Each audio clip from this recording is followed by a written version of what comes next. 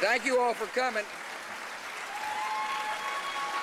It is nice to be home. I want to thank the mayor for being here. Light Ann Thomas greeted me coming in. I said, "Do you still have Splash Day?"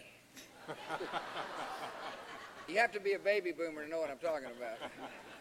I'm not saying whether I came or not on Splash Day. I'm just saying, do you have Splash Day? It's great to be back in Galveston. What a cool city. Thanks for having me.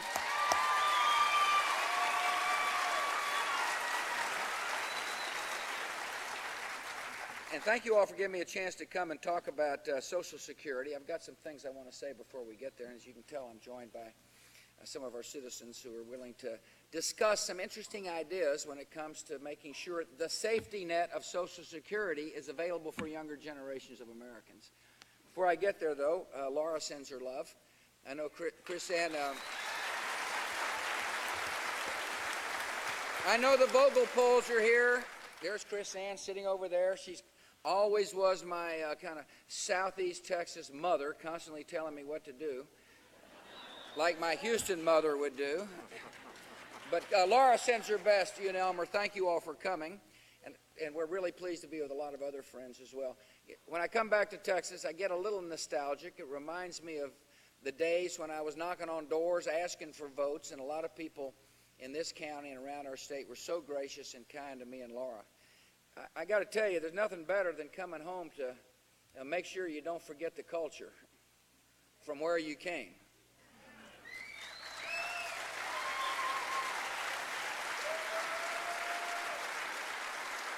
I really want to thank Dr. Stobo and the University of Texas Medical Branch for hosting us. This is a fabulous facility. It is...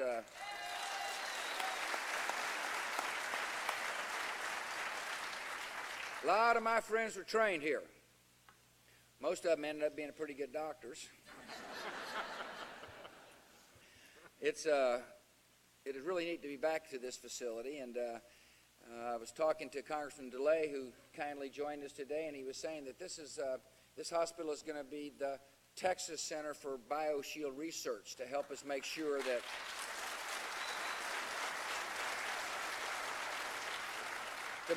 that our country is well prepared as we engage in this war on terror. No better place, by the way, to do substantial research than right here at University of Texas. I used to call it Texas Galveston. I guess we got a new fancy name for it anyway. Right here at University of Texas on the island of Galveston. So, Doc, thanks for having me. I appreciate the doctors who are here and the nurses. Thank you for working in medical care. We got a lot to do in Washington. We got to make sure the Medicare system functions well. We got to make sure that we bring electronic records to the healthcare industry so that it becomes modern as we deal with patients' needs. We got to spread health savings account, which empowers consumers to make decisions. And most of all, it seems like to me, one way to send a clear message that we're interested in making sure health care is available and affordable is to pass medical liability reform out of the United States Senate to protect our docs around the country.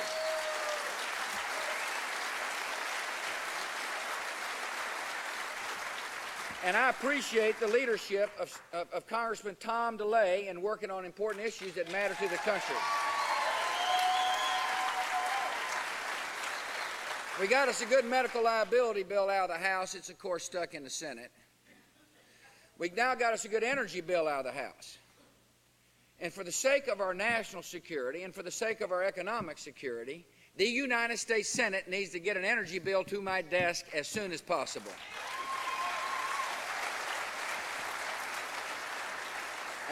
I also appreciate Kevin Brady joining us as well. Congressman Brady is with us. He's a hard-working congressman. You still call the Woodlands home, don't you? Yeah, Woodlands. I knew him when he was a lowly state rep. He knew me when I was a lowly governor. I appreciate all the state and local officials who are here. I had the honor when I landed of meeting Dorothy Patterson. Dorothy is a breast cancer survivor. The reason I bring her up is she's a volunteer in organizations that promote breast cancer awareness and education. That's important. What else is important is the fact that she takes time out of her life to volunteer. The strength of the United States of America lies in the hearts and souls of our citizens. The true strength of this country happens on a daily basis when somebody loves a neighbor just like they'd like to be loved themselves. If you're interested in serving America, if you're interested in helping to change our society one heart and one soul at a time, volunteer to make a difference in somebody's life just like Dorothy has. Thanks for coming, Dorothy.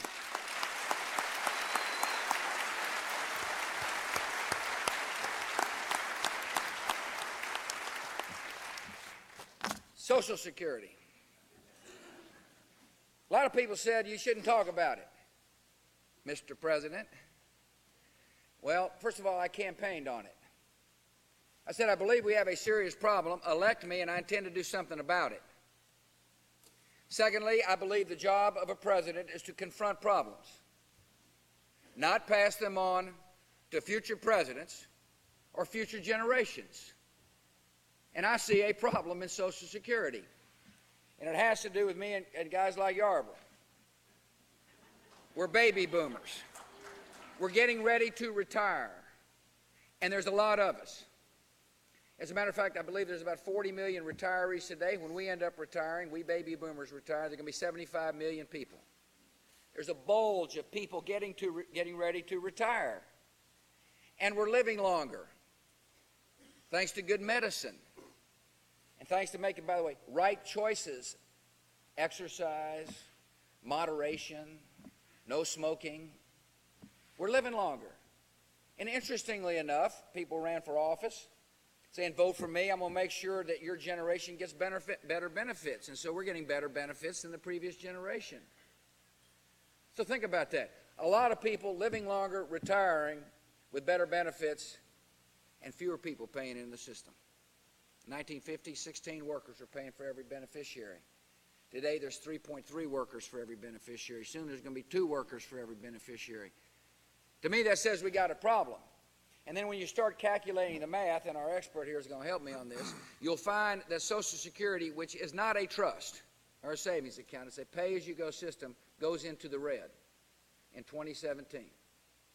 That means there's more money coming out than going in. You see, a lot of folks, I'm sure some right here in this audience, believe Social Security is a system where we take your payroll taxes and we hold it for you.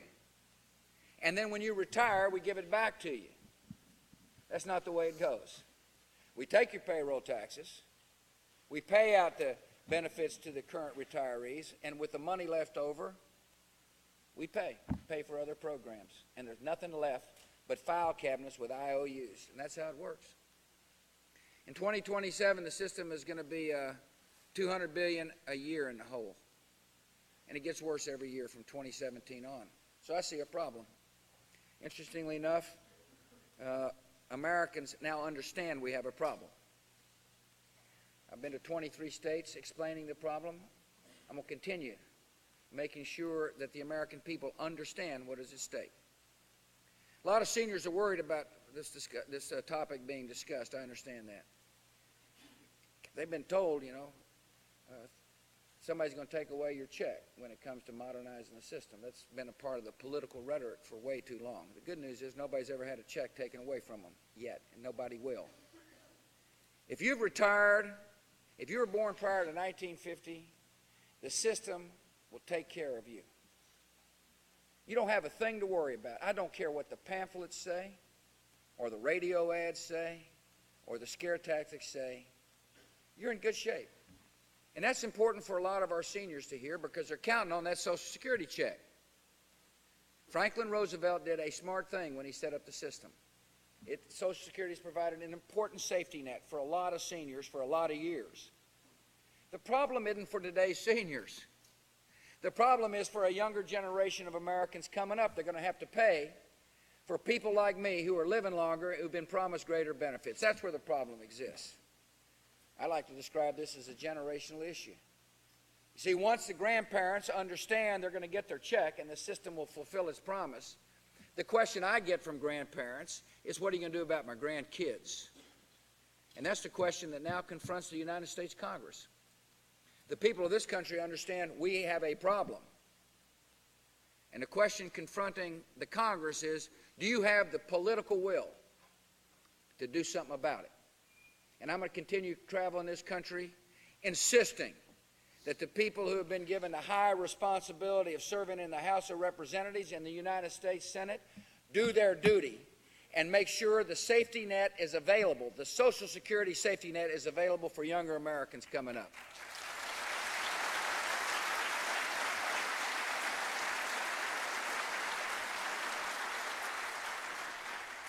Too much politics in Washington, D.C. There's too many people saying, well, we can't work with this group because it might help them get an upper hand, or this can't work with that crowd because they might get an upper hand. That's just, that's, you know, it is defeating, self-defeating to talk like that. We got to rise above the politics, the zero-sum attitude. I appreciate the Senate Finance Committee today, by the way, having hearings. Both Republicans and Democrat experts are now testifying that we need to come together to get something done. See? And we're making progress. If it were easy, it would have been done by other presidents and other Congresses. This is hard work to get people to do the hard thing in politics. But I'm confident we'll get something done. And that's why when I went in front of the United States Congress at my State of the Union, I said all ideas are on the table. If you've got a good idea, bring it forward. I don't care if it's a Republican idea, a Democrat idea, independent idea, Texas idea, any kind of idea, bring it forward. Because now's the time for people to be talking about how they think we can best solve the problem in the long term for a younger generation of Americans. I say solve it forever, by the way. 1983, Ronald Reagan, Tip O'Neill sat down and said, we've got a significant problem. Let us come together to fix it. And they put together what's called a 75-year fix. Here we are 22 years later, talking about the 75-year fix. In other words, now's the time to fix this permanently. And as we fix it permanently, I think the Congress needs to come together and make this a better deal for younger Americans. And what do I mean by that? I mean younger Americans ought to be allowed to take some of their own payroll taxes, some of their own money, and invest it in a savings account, a personal savings account, an account they call their own. And here's why I think it's a vital part of making sure the Social Security system is a better deal for younger Americans. First of all, in a conservative mix of bonds and stocks, you get a better rate of return on your money than the federal government gets for you. And that's important because over time, there's something called the compound rate of interest. In other words, it grows. Your money grows over time. If you hold it in a conservative mix, it grows. For example, if you're a worker making $35,000 over your lifetime, and the government allows you to take a third of your payroll taxes and sets it aside in a conservative mix of bonds and stocks that earn, say, 4%, that money will yield $250,000 over your lifetime, which is a heck of a good nest egg for a lot of folks. That's money you call your own.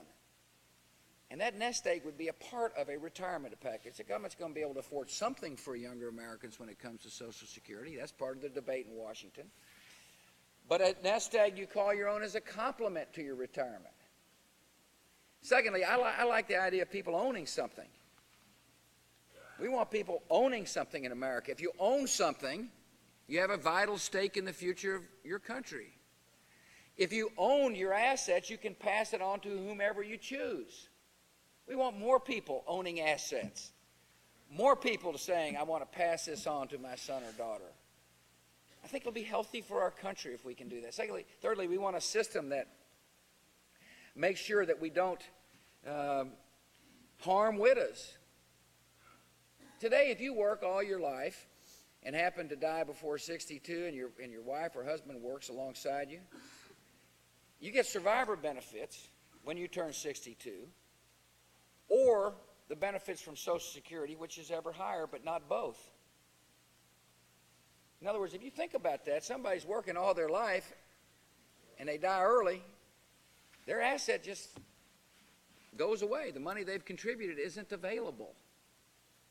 If you have an asset you call your own that you can pass on to whomever you choose that grows better than the rate that you get from the government, your spouse and surviving family members will have something to help them through tough times.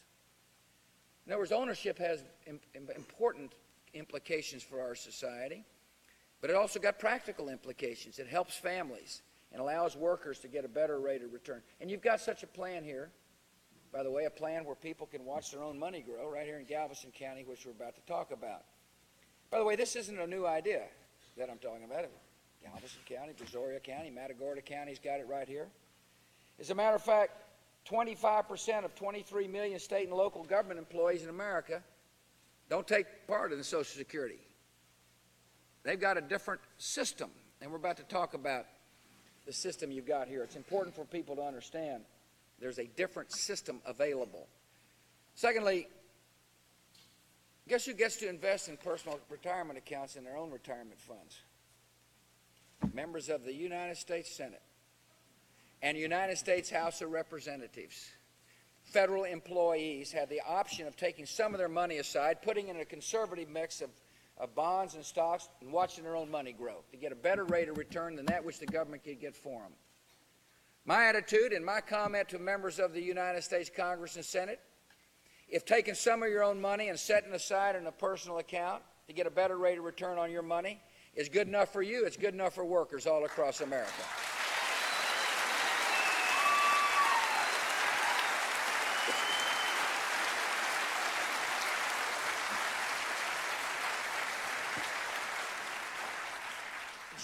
Let me just give you a sense for the difference between what a worker gets here in Galveston and then the worker would get out of Social Security. If you get a 3.75% return like they guarantee here in Galveston on your money, and you're a person working 37 years making about $25,000 a year, you'd receive $1,250 a month from the alternate plan now available for workers here, as opposed to $669 from Social Security. Think about that. That's the difference between a better rate of return on your money over a 37-year period. Or, if you're an employee working for the same amount of time and earning $75,000, you'd receive $3,600 a month from the alternative plan they've got here, as opposed to $1,300 from Social Security. So I hope you're getting a sense for what I say. Let's give a better deal for younger workers. And the better deal would not be mandatory by the federal government. The better deal would say, if you so choose, you can put aside some of your own money. If that's your desire, you ought to be allowed to take it and set it aside. And so I'm traveling the country making it clear to people that there are better options available than the current Social Security system. A better deal for younger workers. It's all aimed at patching the hole in the safety net for a young generation of Americans coming up. One of the things I try to do is surround myself with experts. We've got a PhD with us today. Sil, it's good to have you. He's a fellow who studied the Social Security issue. For those of you who are students, there is an interesting lesson to be learned here. Sil obviously is a really smart guy, he's a PhD. I'm a C student.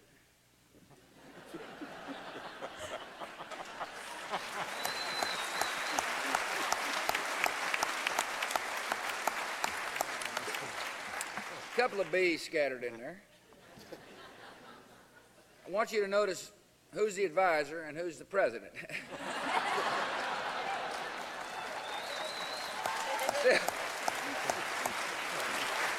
All right, Sil. With that glowing introduction, get your mic up there. So Thank you, Mr. President. Tell them what you do. It's a pleasure to be here. I work for a consulting firm, Watson Wyatt. We're a human resources consulting firm. We actually help employers design their pension plans, their health benefit plans, and so forth. So I know not only a little bit about Social Security, I also know a little bit about one of the other important legs of the stool, and there's some places that it needs a little burnishing now too. But we're not here to talk about that. Social Security is an important program. It's the fundamental basis of the retirement security system for most workers in this society. Not all workers, as the President pointed out. It's got two particular flaws, though, that need to be addressed. One of them relates to the pay-as-you-go nature of the current system. We take the dollars in today, the dollars very quickly go back out to pay benefits for people in current status, current retirement status. Today, we've got about 3 and a quarter workers for every retiree. That's because when the president's parents were having children and my parents were having children, they on average had around 4 kids. When the president and I got to form our families and we had our children, we were down to about 2. Now, if you're having 4 kids, by the time you get into retirement, there's quite a number of workers there that are going to be paying the taxes that support your benefits in this dollar in, dollar out mechanism. But if you've only got 2 kids paying the benefits for the retirees, then it becomes far more burdensome. And if you look at it by 2030 or so, because of this changing population dynamic, our system on a pay-as-you-go basis is going to be about 60% more expensive than it is today. 60% more expensive on what is already the biggest tax for the overwhelming majority of working Americans. So this is a problem. Now, the second problem relates to partly how we fix it, but partly the desire we have because of some of the other things that the president said about accumulating some wealth so you can get some of this compound interest he was talking about. We've got a couple of panelists here, Bea and Chris Bentley, who have been in the plan here in Galveston for 13 years. Started participating in this when they were in their early 20s. By the time they get into their mid-60s, about 2/3 to 3/4 of the total accumulation of assets that will pay for their retirement will be interest on the contributions they made on their labor income. Under our current system, we cannot accumulate capital. We bring in a little bit extra money every month right now. The Treasury uses that money to spend on other things, and it issues to the Social Security Trust Fund bonds, government bonds. The President even went out to see those government bonds. They keep them in a cave in West Virginia. When those bonds come due, how do you think we're going to pay them off? We're going to levy a tax on the taxpayers that are around when we cash them in. So if we continue to operate this way, and families like the Bentleys here are covered under this existing system, even if we start to accumulate more capital in the existing system, it still is a pay-as-you-go system. When they reach retirement, it's not going to be because of returns on the assets in the plan that they're going to be able to afford their retirement. It's because we levy a 60% higher tax on their children. Now, I know from one generation to another there's times when parents don't get along with their kids. But the idea that we are willing to sit here knowingly and support a structure that will levy taxes on our children and their children that are 60 or 70 or 80% higher than what we are willing to pay seems to me to be patently unfair. And it seems to me that given the flaws in this structure of our system, we need to find an alternative way to go about this. We need to find a mechanism to actually accumulate some wealth. And one of the ways that you can do that is you can let workers put some of the contributions they're making on the basis of their pay today, their taxes today, into an account in their name that gets invested in real assets in our economy and begins to accumulate real returns over time and grows and compounds. And by the time young workers get to retirement, 2/3 to 3/4 of their assets will be based on returns on our capital, on the tools that we use in our daily lives, and not on the back of labor somewhere down the road. Now, I want to close by saying that this president doesn't have to take on this grief. As he says, his generation, I'm part of his generation, I was born 2 or 3 weeks after he was. I think I'm part of his generation. Our deal seems to be pretty much made. Some people would say, well, this isn't going to be a problem until 2040 or something. Why are we worried about this today? Well, if you think that an issue in 2040 in a retirement context is not important, you ought to find a set of friends like the Bentleys. By 2040, they are only going to be 3 or 4 years into their retirement, and we are telling them that we are continuing to support a system that is going to be bankrupt before they even really get started at retirement. And again, you have to ask whether or not this is a fair system, and if we decide that it's not, and we decide we can do something about it, we ought to do something about it, and this president deserves support from all parties, from all people of whatever color, of whatever religion, all people in our society who are concerned about their fellow citizens, because this is an extremely important problem that needs to be fixed right now. Good job, Phil. Good job, Phil.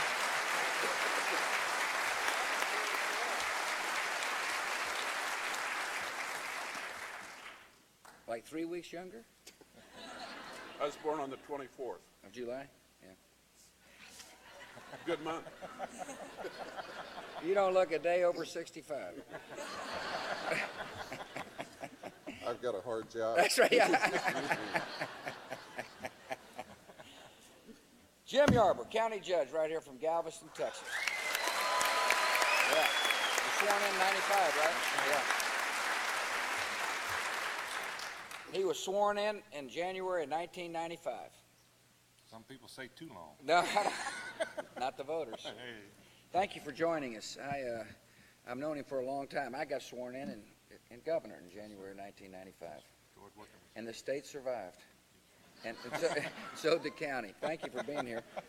I was in Ohio recently, and they've had a program for start off with their colleges to attract professors, and they said, well, let's let some of the professors take some of their money and invest it in personal savings accounts. It works so well for the professors that everybody started asking for the same benefit. And in other words, my point is that it's not just in Texas that workers are allowed to, government workers are allowed to set aside money.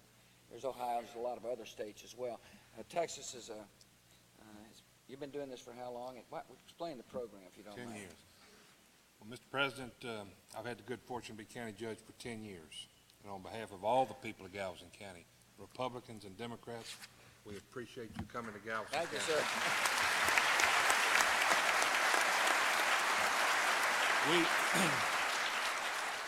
We are truly fortunate in Galveston County. We have 2 retirement plans that our people contribute to.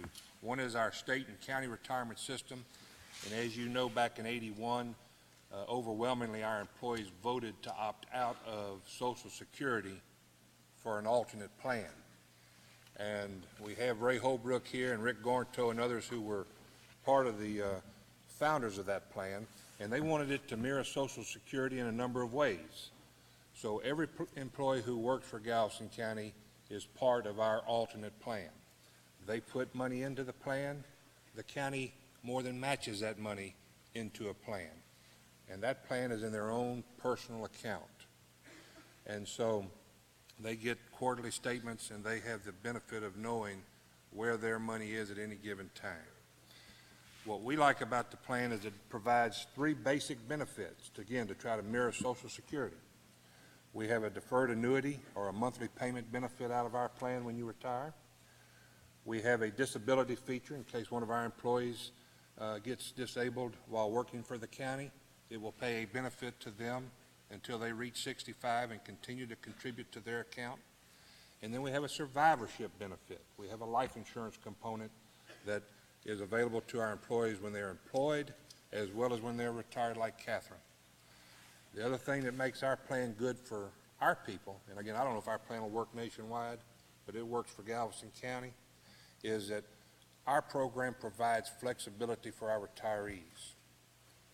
Social Security, you're going to get a check till you die. It's going to be what you get.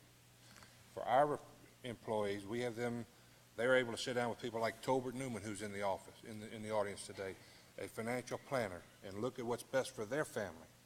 And if taking a monthly annuity payment is best for their family right away, they can do it. If taking lump sum is best for their family to pay off debts, pay off the house loan, they can do it. or they can do any combination of those things. So the flexibility that we have really has helped our employees, and it's helped us retain good people. See, what's an interesting concept, our world has changed a lot since Franklin Roosevelt signed the bill for Social Security. In other words, the government is beginning to trust people more. Galveston County, the county judge sitting here saying, you know, we want to give people some options. In other words, the government's basically saying, we trust you to make the right decisions for your family. It's an interesting thought, isn't it? As opposed to saying, here's your check. It's, and that's an important,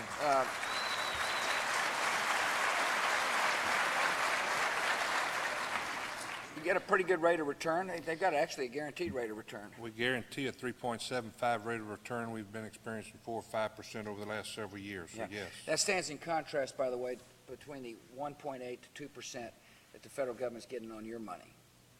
And that difference in interest is really important, because it compounds over time. Interest does, and it grows.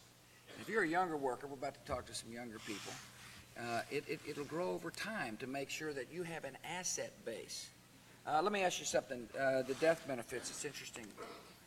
Death benefits and Social Security today, by the way, again, I repeat, if you're married and your husband predeceases you and you're not 62, you get no death benefits.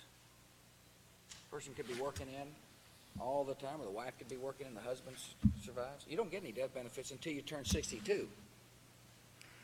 And then if you happen to be retired and you're getting benefits as a result of your own labor, you don't get both. You don't get your spouse's contributions. You only get your own. Sounds like a lousy deal to me. How does it work for the county? For our people, Mr. President, if someone were to die while they were employed by the county, they would get a life insurance policy 4 times their annual salary that would go.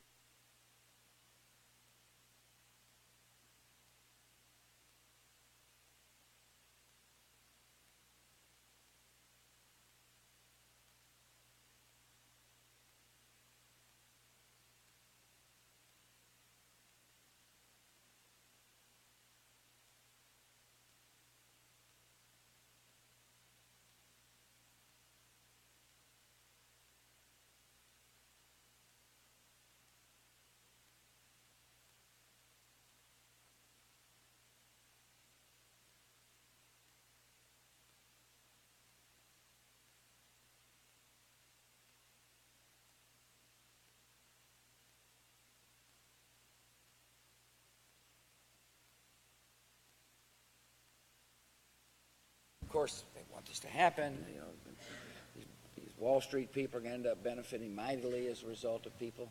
How do you make sure, investing, how do you make sure people are We have contracts in place with, in our case, First Financial, Rick and Tolbert here today. Minimal fees. We are investing in government securities, direct obligation of the U.S. government, minimal risk, not going to hit the home run with it, but it's not going to take a step back, and so it's very safe, minimal fees for our employees to participate. The thrift savings plan that the federal government has, by the way, has a different little mixture, a different mixture than what he's talking about. They've got bonds and stocks. It's a set plan. People can choose. You can actually begin to mix up your investments if that's what you choose to do. What's important here is the philosophy behind what Galveston County is doing. The idea of saying we can do you can own your own asset and watch it grow. We're about to talk to somebody who opens up their monthly statement, which I think is healthy for our country, by the way.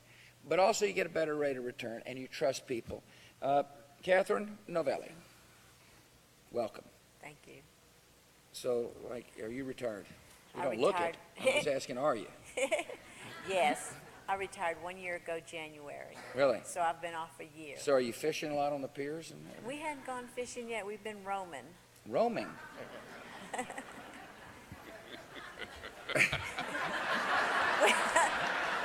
Well, we just... That's good. No, C student.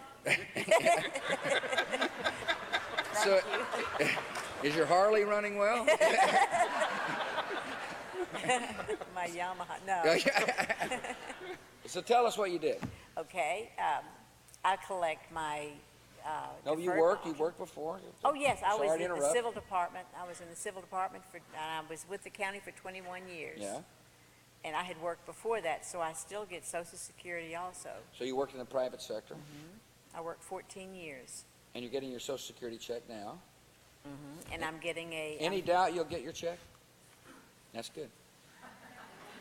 No, I'm not teasing on this. It's really important for seniors to understand you are going to get your check. I know there's a lot of rhetoric out of Washington, a lot of attempts to kind of frighten people. You're going to get your check. Yeah. Good. I'm glad you feel that way. That's Mr. important Bush, for me to know. President Bush, if they'd listened to you, they would know. Yeah, well.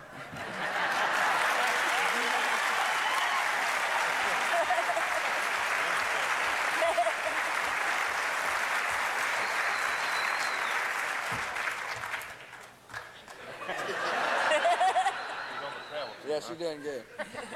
I'm sorry. So you work? No, you're doing great. I'm the funny guy, not you. Anyway, Okay. so tell me so now then you work for the county, and you get this, I get a check a month from my alternate plan right? because that's the way we chose to do it. Plus, I get my retirement check and I get my Social Security. And how do they inform you in the alternate plan? In other words, what is there a Well, I information process? I met with Mr. Newman, Tolbert Newman, and he showed me all the options, either take it all at one time or take it once a month, and this is what we chose. But we left it in for a year because they pay more interest than the banks or the credit union. And so, that interest makes a difference. yeah, and while I'm drawing mine monthly, it's still gaining interest in there. Yeah. The rest of it is. Yeah. Don't you think it's healthy to have somebody saying, my money is gaining interest, I'm watching my money grow, I wish I could, this is an important concept that we're talking about that ought to apply to every single American. Not just those who are fortunate enough to work in Galveston County, not just those who are fortunate enough to work for the federal government, but every American ought to have the option of watching his or her money grow. Get a better rate of return, is what you said. Because nobody can touch it. Yeah. You just said something else that was profound. What was it? Nobody can touch it but you. Yeah. Not me, but you. No, I know, but me. Nobody can touch you but you. Right. This you. See, that's interesting, isn't it? Sil was talking about the file cabinet, file cabinets of IOUs. Basically the asset of the Social Security system. Paper. And Catherine's talking about her retirement plan is based upon something the government can't take away. It's hers. Nobody can touch it but Catherine. And that's really an important difference between a modern Social Security system where we repair the hole in the safety net for a future generation of Americans and today's Social Security system. Social Security's worked really well for a lot of people. And it's an important system. It's not going to work well for younger Americans. And now's the time for the Congress to set aside political differences and come to the table in good faith to solve this problem. We got some, thank you very much, Catherine, you did a great job. We got the Bentleys with us. Good job. Chris and B. Bentley. We'll start with Chris, if that's okay. Yes, sir. Chris, you have two jobs. Yes, sir. I'm currently, I've been employed with Galveston County for 13 years. Yeah? I've been putting into the alternate plan since I started. It's a great plan. You get back twice what you put into it. You can monitor it. You can manage it. And best of all, like they've said, it's mine. Yeah. Nobody can touch that. And what's your other job? Currently, I'm also in the Army National Guard. I'm currently deployed with... Thank you.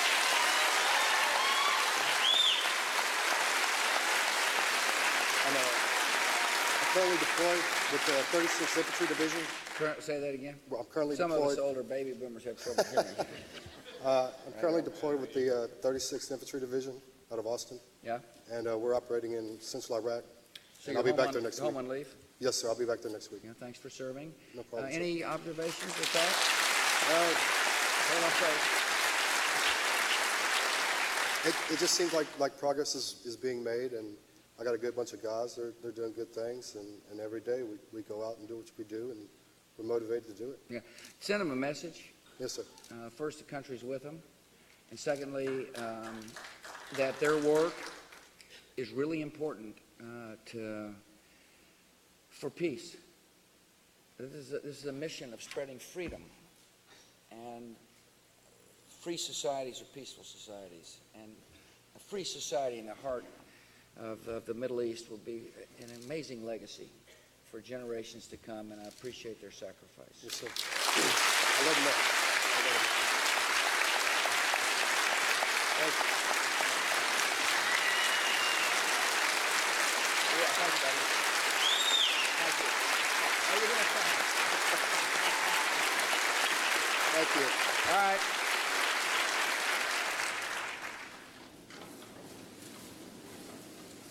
B. Bentley, how many children you got? Want to go back to Chris? Yeah. She's proud of her man. How many children you got? We have 2 children. We have a 4-year-old son named Patrick and a 3-month-old daughter named Elaine. I just got to meet for the first time. Really? Yes, sir.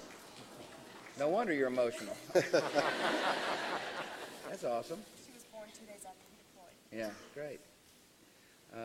Where was she born? Right here at UTMB.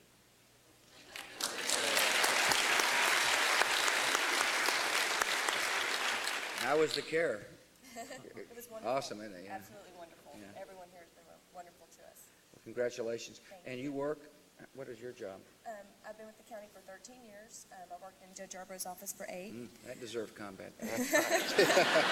Double up. I'm an administrative assistant in his office, and enjoy working for the county. When I came to work for the county in 1993, the gentleman I came to work for, that was a big selling point for him to get me to come here was, there were 2 retirement plans. And if I stay until I retire, what a huge benefit it would be for me and my family in the end. It's interesting, isn't it? Allow you to watch your own money grow becomes a recruiting tool to convince people that this is a good place to work. Anyway, so you decided to work. Yes, sir. I've been very happy here, and I like to, I get my statement every quarter. Yeah. And enjoy seeing my money. I see how much money's in there, what I'm going to get, the county's contribution to that plan. And it's, it's And how's it rewarding. come? Does it come by mail, internet? It comes or- on the mail. You Mail? can, I don't know if you can get on the internet yet or not. Probably can one of these days. Right, Judge? Working on that. Yeah. Working on that.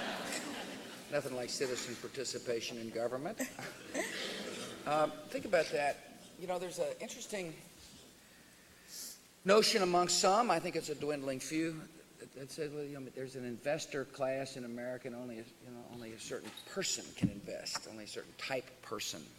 And first of all, I can't stand that thought. I think we ought to encourage everybody to be an investor and an owner, not just a few, not just Wall Street or whatever. I mean, and here's B talking about watching her own money grow. That's a healthy society is one in which people have got a stake in the future. In other words, when you watch your money grow or shrink, it tends to make you put people in office that'll do a better job of growing the economy, for example. I'm not putting words in your mouth, and so how hard has it been to become financially literate? That's something we hear. There's financial illiteracy, therefore certain people probably shouldn't be allowed to watch their own assets. I mean, I presume it's easy to understand the statements Oh, the and all the statements. different options and bonds and all the fancy words that are thrown out. Yes, sir, definitely. I mean, you get your statement every quarter, and you see, what your contribution is and the contribution that the county makes, how much you'll make when you retire. If you left today, what you would get Yeah. when you do retire. And they calculate the growth, I guess. Yeah. Yes, sir, Rate they of do. return. Yes, sir. Rate of return's an interesting thought. It means basically how fast your money's growing. Correct. Yes, Yeah. sir. And are you the recruitment tool? Has it paid off? Has it turned out to be what you thought it was going to be? Yes, was when they very, said- very much so, yes. And Besides his charming personality and stuff,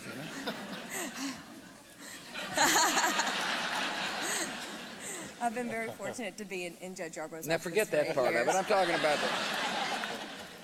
Get back to the subject, will you?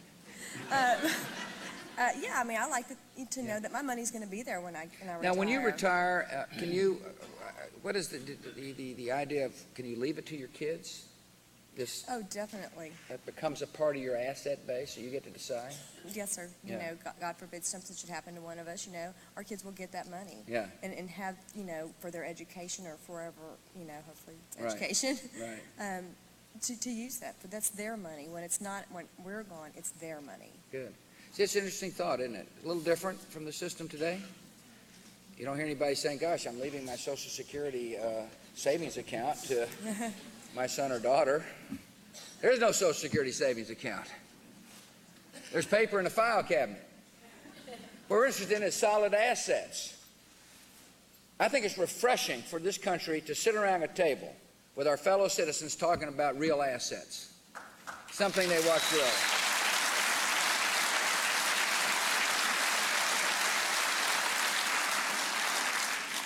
So I want to thank our panelists. Judge, thanks. Thank you. Catherine, thanks. Who's ever writing your material, send them my way. Bentley's, thanks. Thanks for your both of your service. Sil, thanks for coming. I hope you've enjoyed this. This is a series of discussions I've had around our country, discussions I'll continue to have. Those of us who've been elected to public office have the duty to solve problems. Sil talked about the problem, in terms of 2017, 2040. That's not very long. 2017 isn't very far down the road. If you've got a 6-year-old child, your child's going to be voting pretty soon. Trust me. I've seen it happen in our family, how the kids grow up faster than you know. And the system starts heading to the red. And we're going to be confronted, we'll be leaving a generation behind. Listen, the generation that preceded us, baby boomers, made a lot of sacrifices and can say they've left behind a better America. They took on the Nazis and our enemies, worked hard, built a fabulous country. Now it's our generation's time to lead and leave behind a better America. That's the calling of this generation. And I am confident we'll get something done in Washington, D.C. I'm confident because eventually the voice of the people will reach and penetrate the halls of the House and the Senate. They're going to say, we have a serious problem. Why aren't you doing something about it? I look forward to doing something about it with people of both political parties to permanently solve the Social Security system once and for all. And then we can say we did our duty. Thanks for coming.